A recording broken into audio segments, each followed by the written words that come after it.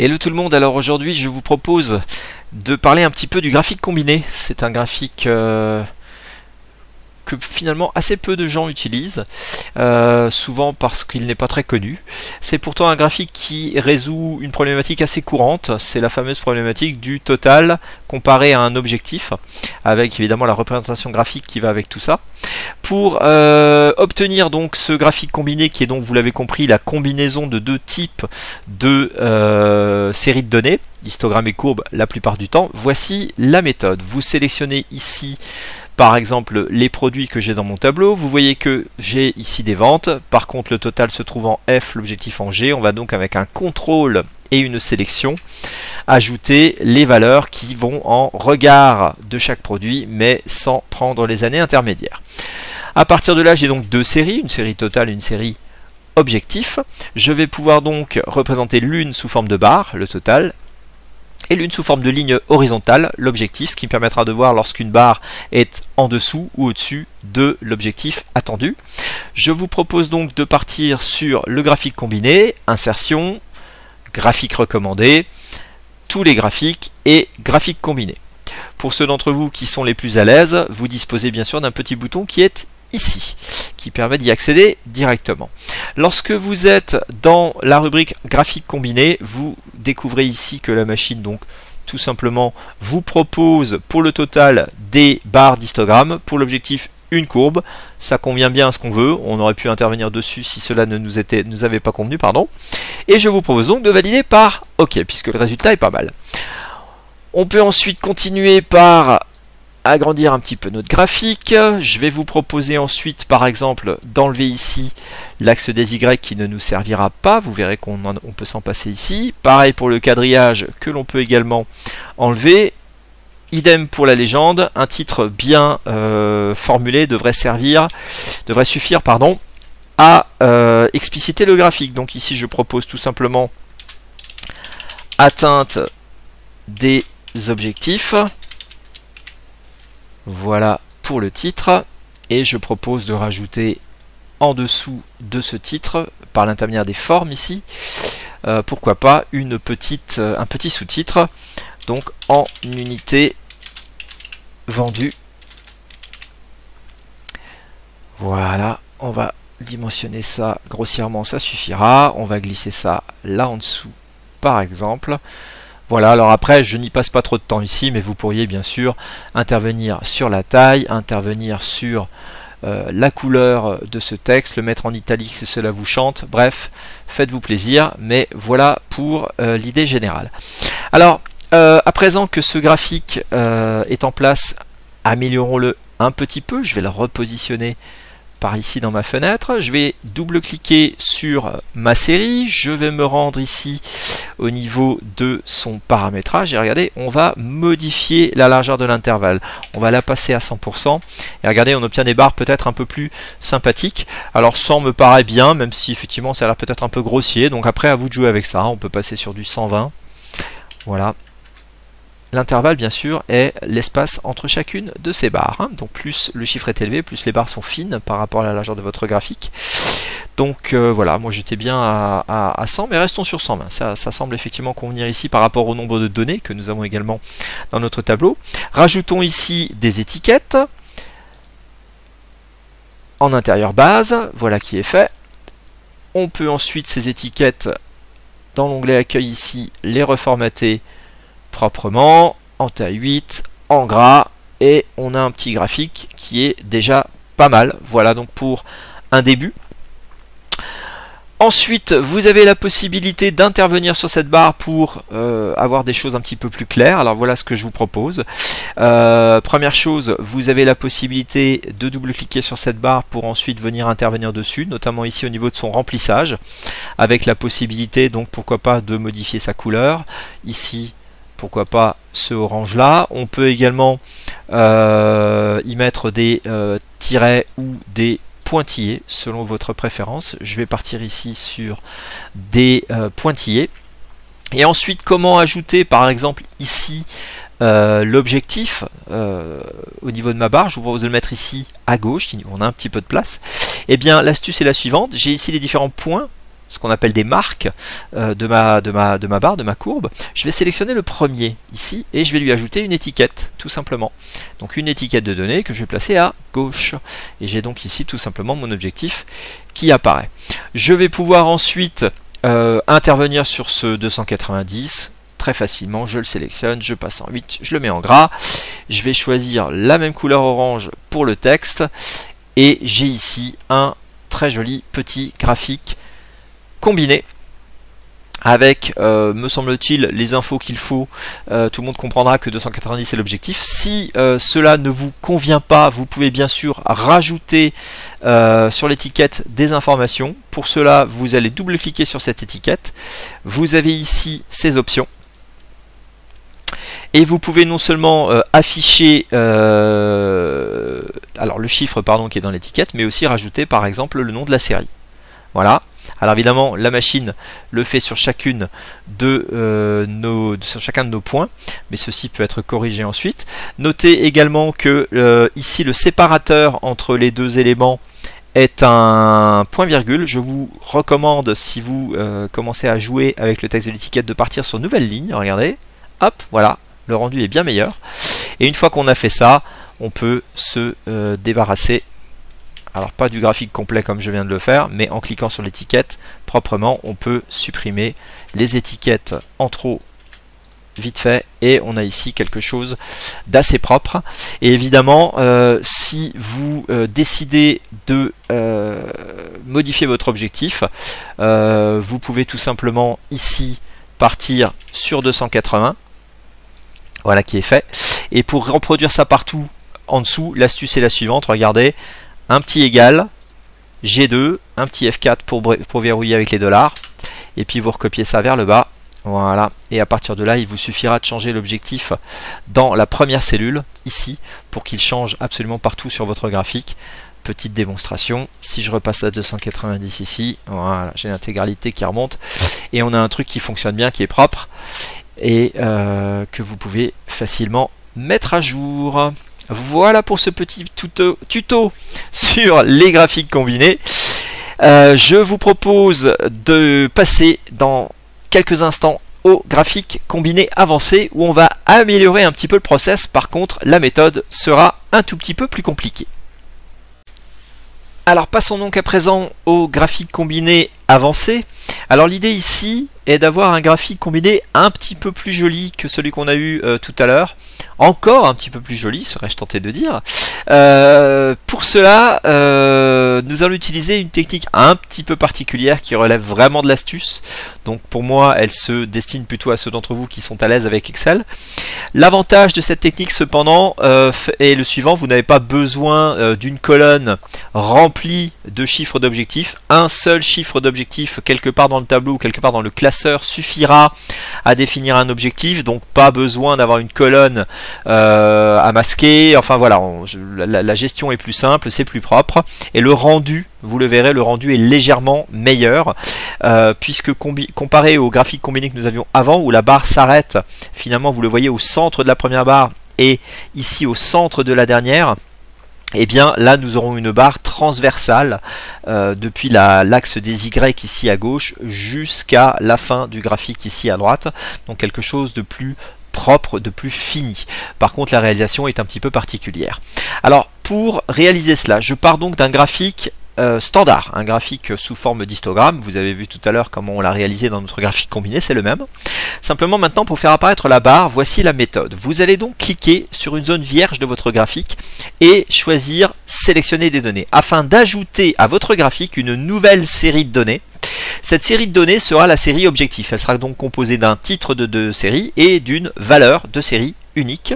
Et nous verrons ensuite comment nous utilisons cette valeur, qui est donc notre objectif ici. Nous allons donc sélectionner des données. Nous avons ici dans l'interface la possibilité d'ajouter des séries. Je vous propose donc de cliquer sur Ajouter, de montrer à Excel que notre nom de série se trouve ici, que notre valeur de série se trouve juste à côté en B11. Un petit OK, un deuxième petit OK, et nous avons ici un résultat. À présent, pour obtenir notre barre d'objectif transversale, ce ne sont que des astuces, donc je vais vous montrer tout simplement pas à pas quelles sont les étapes à suivre. En termes de compréhension et d'explication, il n'y a pas grand chose à comprendre, si ce n'est que de savoir faire pas à pas les différentes étapes pour obtenir le résultat. Il n'y a vraiment qu'à suivre les étapes. Un clic droit sur la barre que nous avons obtenue. Nous allons modifier cette barre et en faire un point. Attention, pas une courbe, un point. C'est-à-dire que finalement, nous allons créer à partir de cette barre un nuage de points composé d'un seul point. Ce qui nous permettra ensuite d'accéder à une particularité des nuages de points, à savoir la barre d'erreur. Et cette barre d'erreur est, vous l'avez peut-être deviné, la barre qui deviendra plus tard notre barre d'objectif. Je vais donc ici modifier le type de graphique pour en faire, depuis un histogramme, un nuage de points. Je pars donc sur modifier le type de graphique. À partir de là, la machine a compris qu'on allait créer une deuxième série différente de la première avec un autre type, donc forcément un graphique combiné. Vous allez vous rendre ici dans l'objectif et attention, ce ne sera pas une courbe, ce sera bien un nuage de points. Donc veillez bien à prendre la première option ici parmi les nuages de points. Voilà qui est fait et vous validez par OK. À partir de là, vous avez un point. Sur ce point, vous allez faire la chose suivante. Vous allez le sélectionner et vous allez lui ajouter des barres d'erreur, choses qui sont possibles sur un nuage de points.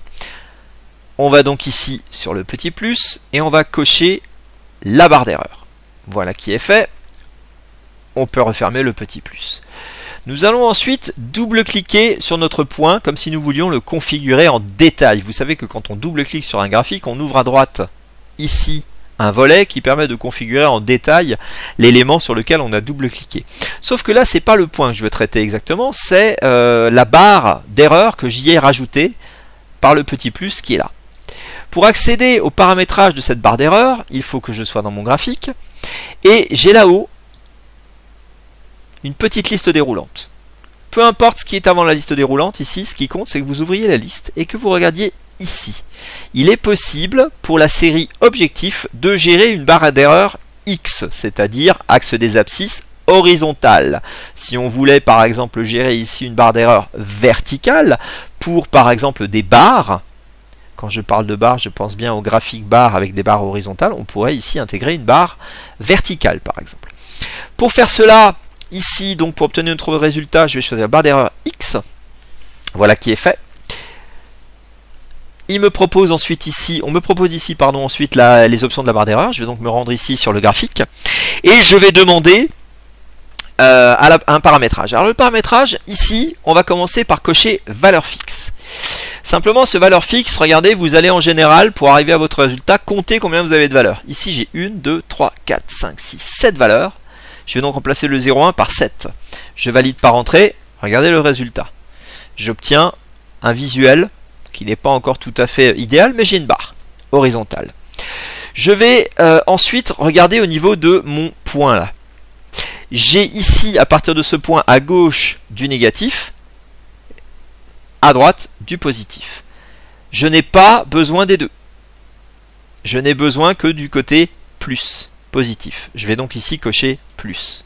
Et j'ai ma barre horizontale. Tout au bout de ma barre, j'ai un petit trait vertical qu'on appelle l'empattement. Ça, évidemment, je voudrais m'en affranchir. Je clique sur ma barre d'erreur, je retourne dans les options et je vais ici choisir sans empattement. Et j'ai une jolie barre. Je peux ensuite, bien sûr, la formater au niveau de ses couleurs. Je vais demander, par exemple, une épaisseur un peu plus importante. Voilà qui est fait. Je vais demander une couleur différente. Je vais reprendre mon orange de tout à l'heure. Je vais demander par exemple des pointillés. Les voici. Et j'ai un visuel qui n'est pas mal. Je vais maintenant pouvoir enlever le point qui est ici à gauche. Je vais donc ici sélectionner mon point. On appelle ce point une marque sur un graphique. Je vais donc ici me rendre sur ma marque et je vais demander à ce que son remplissage soit fixé à aucun, ce qui fait disparaître évidemment ma marque. Alors j'ai l'impression d'avoir toujours le cercle autour, donc peut-être y a-t-il encore un contour. Voilà, ici. aucun, et ma marque a disparu. Donc aucun contour, aucun remplissage. À partir de là, j'ai une ligne qui est propre, mais qui n'est pas tout à fait alignée comme il le faudrait encore. Voici l'astuce ultime pour que notre ligne se décale vers la gauche. On double-clique sur cette petite ligne et on se rend dans clic droit, autant pour moi. On sélectionne cette petite ligne, on se rend dans sélectionner les données, pardon, où je vais retrouver ici ma série objectif. Je peux ensuite ici la modifier et regardez, contrairement à tout à l'heure, on me demande ici d'indiquer une valeur de la série des abscisses. C'est-à-dire qu'on me demande finalement quelle est la valeur sur l'axe ici horizontal qui sera finalement la première valeur d'erreur à partir de laquelle je veux visualiser mes valeurs. Je vais donc ici mettre 0.5. Veillez à bien mettre un point. C'est une petite particularité ici. Si vous mettez une virgule, Excel interprétera la valeur différemment, il l'interprétera comme un texte. Donc mettez bien un point ici, 0.5, c'est important. Vous validez par OK, vous revalidez par OK, et vous avez votre visuel. Si bien sûr vous souhaitez rajouter à cette barre une étiquette, vous pouvez ici sélectionner le petit point qui est tout à fait à gauche, que nous avons il y a quelques instants masqué, et bien sûr vous allez pouvoir lui ajouter une étiquette de données à sa gauche, voilà qui est fait. Étiquette de données que vous pourrez bien sûr paramétrer, comme nous l'avons déjà fait à 2-3 reprises, de manière à avoir un graphique qui soit à peu près propre. Et voilà comment vous pouvez obtenir ici votre ligne d'objectif qui va bien de quasiment 0, puisqu'on a mis 0.5, jusqu'à tout à fait à droite de notre graphique. On a quelque chose d'assez propre, considéré comme plus abouti que ceci, même si très honnêtement le rendu sur ce graphique là est tout à fait acceptable. Et l'autre avantage ici, c'est qu'évidemment si vous changez l'objectif ici et que vous le passez par exemple à 280, voilà, la barre se promène, vous le remettez à 290 et votre barre en remonte. Voilà pour le graphique combiné avancé. Je vous donne rendez-vous tout de suite pour le graphique combiné avancé, mais en vertical cette fois-ci. Parlons donc à présent du graphique combiné vertical. Alors de quoi s'agit-il? Il s'agit finalement d'avoir la représentation que nous avons là sous forme d'histogramme, donc avec des barres verticales, sous la forme d'un graphique de type barre, à savoir le graphique que vous propose Excel, c'est-à-dire avec des barres horizontales cette fois-ci. Alors vous me direz, pourquoi est-ce qu'on ne passe pas par cet outil barre horizontale? Eh bien, la difficulté ne sera pas sur l'obtention des barres horizontales, mais sur l'obtention d'une barre d'objectif verticale. Il y a différentes manières d'arriver à cette barre d'objectif verticale, simplement elles sont toutes plus ou moins complexes. Moi je vais vous proposer une alternative ici qui marche bien et qui vous donne un rendu correct sans que cela soit extrêmement complexe. Voici la méthode. Premièrement, petit conseil, ôtez tout ce qui est parasite sur votre graphique. J'entends par là le titre, le sous-titre que vous pourrez rajouter plus tard sans aucun problème sur la copie de ce graphique que nous aurons obtenu sous forme de barre.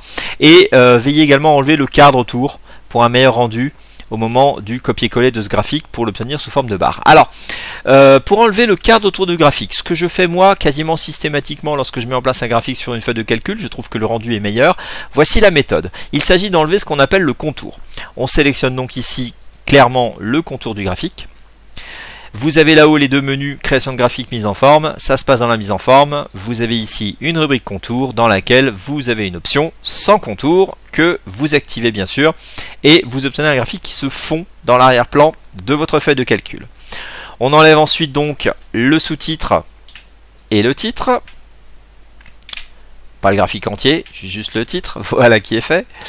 Et vous obtenez un graphique qui finalement est assez épuré et qui sera du coup plus facile à manipuler lorsque vous voudrez en faire un graphique sous forme de barre. À présent, l'astuce pour obtenir un graphique sous forme de barre. Vous devez au préalable veiller à positionner votre graphique sur une zone de cellules que vous pourrez ensuite sélectionner. Une espèce de rectangle de cellules que vous pourrez ensuite sélectionner. Alors, démonstration. Ici, mon graphique, comme vous le constatez, ne chevauche pas la ligne 9. Il est bien à l'intérieur de la ligne 10 et il s'arrête avant la ligne 19, là en bas. Donc, il est bien inclus dans ces lignes 10 à 18. Par contre, vous le voyez ici, sur le bord droit, je suis légèrement un peu trop à droite par rapport à la colonne F. Je vais donc recentrer mon graphique pour qu'il entre bien dans la colonne F. Voilà qui est fait. L'intérêt de tout cela est le suivant. C'est que pour obtenir notre graphique sous forme de barre, nous allons devoir sélectionner, comme je suis en train de le faire en arrière-plan du graphique, les cellules dans lesquelles il est contenu. Et nous allons faire un copier-coller de cette zone de la feuille de calcul qui inclura donc le graphique et nous allons la coller ici à droite. Alors voici la méthode, CTRL-C, clic droit dans une zone libre de votre graphique et alors attention, nous allons procéder ici à un collage très spécial. Nous allons donc nous rendre dans le collage spécial au niveau des options ici et regardez, on vous propose ici un collage d'une image liée au graphique. Il faut comprendre par là que nous obtiendrons une image, comme une photo que vous auriez insérée dans votre feuille de calcul, mais qui sera dynamique et dynamiquement liée à votre graphique. Si votre graphique change, l'image se met à jour. Allons-y, image liée. Voilà le résultat. Procédons à un petit test. Passons les ciseaux à 150 et effectivement, les ciseaux ont augmenté sur les deux graphiques. Celui-ci en bas à gauche a été modifié en premier et l'image s'est mise à jour en conséquence puisqu'elle est liée. Donc vous constatez que cette liaison fonctionne bien. Je reviens à mes données d'origine. Je prends ici l'image que j'ai collée et regardez, je vais simplement la pivoter grâce à l'outil de pivot qui est à ma disposition. J'ai également chez moi un petit trait ici qui est certainement un résultat du copier-coller qui parfois donne ce genre de choses désagréables. Aucun problème, je sélectionne mon image. Dans le format de l'image ici, je vais la rogner un petit peu. Alors je vais même la rogner un peu plus pour enlever tout cet espace qui ne me sert à rien ici. Voilà qui est fait. Je vais ensuite pouvoir jouer éventuellement sur la taille de l'image. Vous voyez, si je le souhaite, je peux sans aucun problème m'amuser avec ça. Alors je vais annuler ces deux opérations, rester sur l'image de base. Je vais ensuite devoir tourner ces différents textes afin que leur lisibilité soit meilleure. Alors attention, ne travaillons pas ici, mais travaillons bien sur le graphique qui sert de source à cette image. Je veux donc travailler pour commencer sur les intitulés de l'axe. Je vais donc double-cliquer ici sur mon axe horizontal pour ouvrir ici ses propriétés. Et parmi les propriétés de l'axe, j'ai ici les propriétés d'alignement du texte avec notamment son orientation. Et ici, je vais passer tout à 2,70. Et voilà, j'obtiens donc ici, dans mon petit graphique en barre, le résultat qui est un petit peu meilleur que ce qu'on avait tout à l'heure. Bien sûr, votre histogramme ici qui sert de source à ce graphique est lui aussi impacté. Ensuite, je sélectionne mes étiquettes, alors évidemment sur mon histogramme, et je fais la même chose. Donc ici, au niveau des tailles et propriétés, je vais ici pivoter à 2,70. Je fais pareil pour mon objectif, qui est l'opération la plus délicate qu'il y aurait eu à réaliser. Mais comme ici, on a un lien, eh bien l'objectif vertical est très facile à réaliser. Et voilà, j'ai un graphique qui correspond à peu près à ce que je voulais. On peut l'améliorer un petit peu au niveau de l'espace entre les barres. Il y a beaucoup d'espace ici pour un graphique en barre. Sur un graphique en histogramme, l'impact est moins fort. Sur un graphique en barre, là, on a vraiment beaucoup d'espace. Donc l'idée ici va être de modifier la largeur de l'intervalle. Je pense que, ouais, 50% on est pas mal. Après, évidemment, on peut lui donner un effet peut-être plus de largeur, comme ceci. C'est un choix. Voilà, mais en tout cas, vous avez ici un graphique sous forme de barre que vous pouvez exploiter, imprimer, capturer pour mettre dans un PowerPoint. Bref, le graphique est à votre disposition avec cette ligne d'objectif verticale qui, sans cette technique, serait un peu plus compliquée à obtenir. Voilà, restez encore quelques instants pour la petite astuce sur le graphique combiné. Vous verrez, ça là vous sera utile pour l'améliorer encore un petit peu. La petite astuce en plus sur le graphique combiné, donc le premier que nous avons réalisé ensemble. Ici j'ai l'objectif qui apparaît très clairement avec une répétition de chiffres. Tout ceci finalement nuit quelque peu au visuel de votre tableau. Vous pouvez donc masquer l'objectif. Le problème, si vous masquez l'objectif, le voici, c'est que l'objectif disparaît du graphique. Il y a donc évidemment une astuce qui va vous permettre de masquer cet objectif tout en gardant la série sur le graphique. Par contre, tout cela est bien planqué dans Excel. Voici comment réaliser l'opération. Un petit clic droit sur votre graphique dans une zone vierge de préférence. Sélectionnez les données. Vous disposez ensuite ici d'un bouton cellule masquée et cellule vide. En cliquant sur ce petit bouton, vous avez ici une case à cocher, afficher les données des lignes et colonnes masquées. Évidemment, cette case n'étant pas cochée, si vous masquez votre objectif, vous n'avez plus les données sur le graphique. Nous allons donc la cocher, valider par OK, revalider par OK, et à partir de là, un clic droit sur notre colonne G pour la masquer, voilà qui est fait. Notre tableau est propre, notre objectif est toujours sur notre graphique, le monde est parfait, il n'y a plus qu'à diffuser tout ça à vos camarades autour de vous. Et je vous dis à bientôt.